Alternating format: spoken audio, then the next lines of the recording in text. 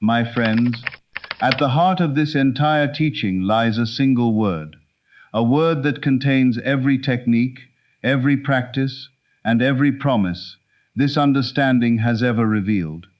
Yet most people use it casually, never fully realizing the depth and power of what it truly means. The word is assume. We use it casually. I assume it'll rain. I assume he meant well. I assume the meeting's still on. In everyday speech, assuming something means making a guess, forming a tentative supposition, a best estimate held loosely, ready to be revised the second new information shows up. And this casual usage has quietly poisoned how most people approach the single most powerful instruction in this whole teaching. Because when they're told to assume their desire fulfilled, they bring all that tentativeness along with them. They make a guess, they form a hopeful supposition, they hold a loose, provisional, ready to revise estimate that maybe, possibly, hopefully, the thing they want might show up someday. And then they wonder why nothing happens. It doesn't happen because a guess isn't an assumption, not in the sense this teaching means. When this teaching says assume, it doesn't mean suppose. It doesn't mean hope. It doesn't mean try to believe. It means something far more total, far more committed, far more absolute. It means taking something as a fact, accepting it as established, treating it as settled, finished, beyond question, as real and solid and unremarkable as any other fact in your life. Tonight, I want to teach you what it actually means to assume something as a fact. Because once you understand this, really understand it, you hold the key to everything. Let me start by showing you what a fact actually feels like inside your own mind. Because you're surrounded by facts you never even think about, and the way you hold them is precisely what you need to learn to replicate. Think about something you know to be true about yourself. Your name, the city you live in, the fact that you have two hands. Notice how you hold these facts. You don't hope they're true. You don't affirm them repeatedly each morning to convince yourself. You don't anxiously check the outer world for evidence they're still true. You don't feel a flicker of doubt when someone questions them. You simply know them, quietly, completely, without effort, without emotion, without the slightest need for confirmation. That's what a fact feels like from the inside. It isn't exciting. It isn't charged with hope or desire. It's calm, settled, unremarkable. It sits in your mind not as something you're reaching for, but as something that simply is, so obviously, so completely, that it requires no maintenance whatsoever. This is the exact quality you need to bring to your desire. Not the trembling hope of someone who wants something badly and isn't sure they'll get it. Not the effortful affirmation of someone trying to talk themselves into believing something they don't quite believe, but the calm, settled, unremarkable knowing of someone for whom the thing is simply a fact, as obvious and unquestioned as their own name. Once your desire occupies the same place in your mind as the fact of your own name, held with the same quiet certainty, the same absence of doubt, the same complete lack of need for confirmation, you've assumed it as a fact, and an assumption held as a fact has to externalize. It has no other option. That's the law. Now, let me address the obvious objection, the one probably rising up in your mind right now. But my name is actually true. The thing I want isn't true yet. How can I treat something as a fact when it plainly isn't one? Isn't that just lying to myself? This is the exact question that stops most people cold. And the answer to it is the heart of the entire teaching. So follow this closely. Your desire isn't yet a fact in the outer world. That's true. But the outer world isn't where facts get made. It's where they get displayed. The outer world is the screen, not the source. And by the time something appears on the screen, it's already been established at the source. Everything that's ever appeared in your physical world existed first as an inner reality. The chair you're sitting in was a fact inside someone's mind before it was a fact in the room. The building you live in was complete inside the architect's consciousness, before a single stone was ever laid.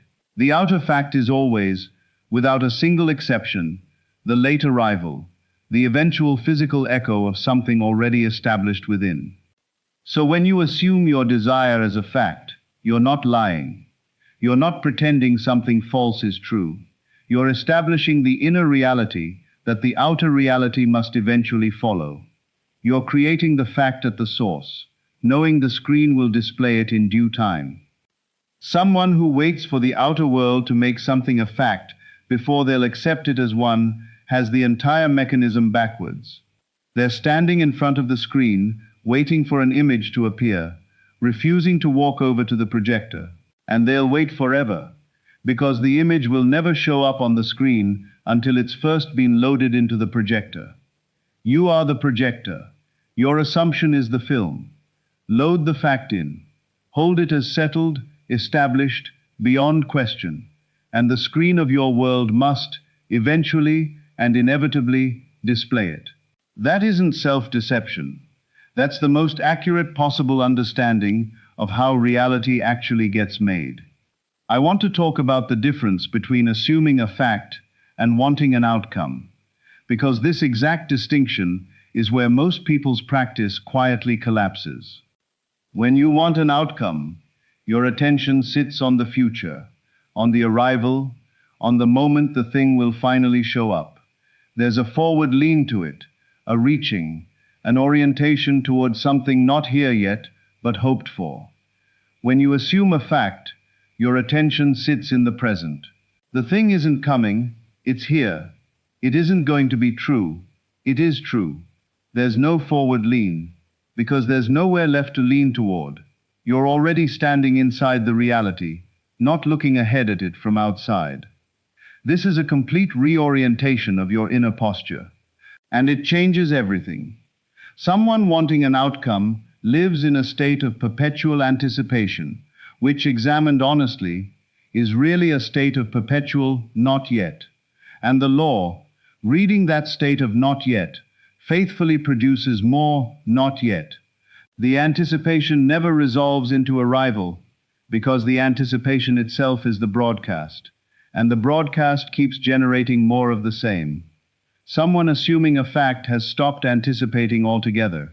They're not waiting for the thing, because as far as they're concerned, the thing is already established. They've moved their inner clock past the moment of arrival and taken up residence in the reality where the desire is simply, factually, unremarkably real. And the law reads that state, the state of already having, and faithfully produces its outer equivalent. Stop wanting the outcome. Start assuming the fact. In words, the difference sounds subtle, but it's the entire gap between a practice that strains for years without result and a practice that quietly, naturally, inevitably produces exactly what it assumes.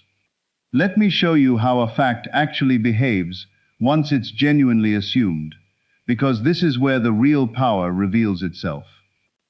When something is a fact in your mind, you don't defend it, you don't argue for it, you don't need to. If someone told you that you don't live where you live, you wouldn't feel a surge of anxiety and launch into a desperate defense. You'd feel, at most, mild amusement. Their disagreement wouldn't touch your certainty in the slightest, because your certainty was never dependent on their agreement in the first place. The fact is simply true, regardless of what anyone says, regardless of whatever evidence gets waved in front of it. This is exactly how you have to hold your assumed desire when the outer world argues against it. And it will argue. The circumstances will present their evidence. The bank balance will say one thing while you're assuming another. The empty space where the relationship should be will insist on its own emptiness. The body will report its symptoms while you assume your health. And in those moments, the temptation is to defend, to argue with the circumstances, to push back against the evidence, to line up your affirmations like soldiers against the invading doubt. But a fact doesn't argue. A fact doesn't need to. The correct response to the outer world's disagreement isn't a desperate defense. It's the calm, almost amused non-engagement of someone whose certainty was never up for debate. Yes, the circumstances say that. How interesting. It doesn't change what's true. And then you simply return, without drama, without struggle, to the quiet, settled fact you've already assumed. The circumstances aren't arguing with the truth. They're simply the old screen, still displaying the old image, not yet updated to show the new fact you've established within. They aren't evidence against your assumption. They're merely the not yet refreshed display. Hold your fact the way you hold your own name. Let the outer world say whatever it wants, and watch how the unwavering, undefended, completely settled assumption eventually forces the screen to update. I want to give you the practical heart of this, how you actually move an idea out of the realm of hope and into the realm of fact. It happens through a very specific kind of repetition, but not the kind most people practice. Most people repeat affirmations the way you'd repeat a phrase you're trying to memorize but don't yet believe. I am wealthy, said over and over, with effort, with a kind of forced insistence, while underneath the words, the old feeling of lack keeps running undisturbed. This kind of repetition doesn't establish a fact, it establishes a battle, conscious words fighting against subconscious feeling, and the subconscious feeling always wins. The repetition that actually establishes a fact is different. It isn't the repetition of words. It's the repetition of a feeling state. The repeated, gentle, unforced return to the felt reality of the thing already being true. You don't hammer the idea in. You soak in it. You return to the quiet feeling of it being so, again and again, lightly, naturally, until the feeling stops being something you have to generate and starts being something that's simply there. Until the inner sense of having stops requiring effort and becomes your resting state, until it would take effort to feel its absence rather than its presence. That's the tipping point. That's the exact moment the assumption crosses over from hope into fact, when the natural, default, resting condition of your mind is the quiet assumption of the thing as already so, and feeling otherwise would require actual effort. At that point, it's become a fact within you. And whatever's a fact within must become a fact without. Don't strain to believe. Soak gently in the feeling until belief is no longer even necessary, because the thing is simply, quietly, factually so. There's a moment I want to prepare you for, because everyone who genuinely practices this will run into it eventually. It's the moment the assumption turns natural, and you'll barely even notice it happening.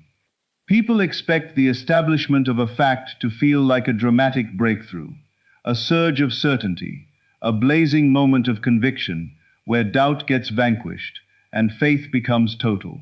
But that isn't how facts actually settle in. Facts settle in quietly.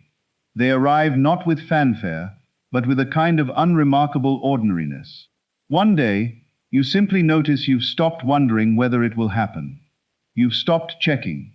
Stop defending the assumption against doubt, because the doubt has quietly stopped showing up in the first place. The thing has become so settled, so taken for granted, so much a part of the furniture of your mind, that you no longer even think of it as a desire at all. It's just a fact about your life that happens not to have appeared yet. And here's the remarkable part. That unremarkable, quiet, almost boring settledness, that's the state of real power.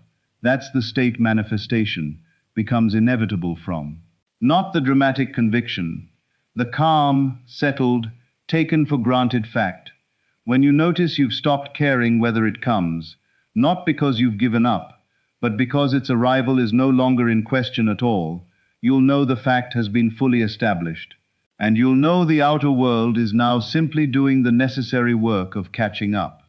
Let me bring this home tonight. The instruction sitting at the center of this teaching is not hope for it. It is not want it badly enough. It is not try very hard to believe. It's assume it as a fact. Take the thing you want and place it in your mind, not as a wish, not as a goal, not as a hopeful possibility hanging out there in some uncertain future, but as a fact, as something already established, as real and settled and unremarkable as your own name, your own hands, the city you live in.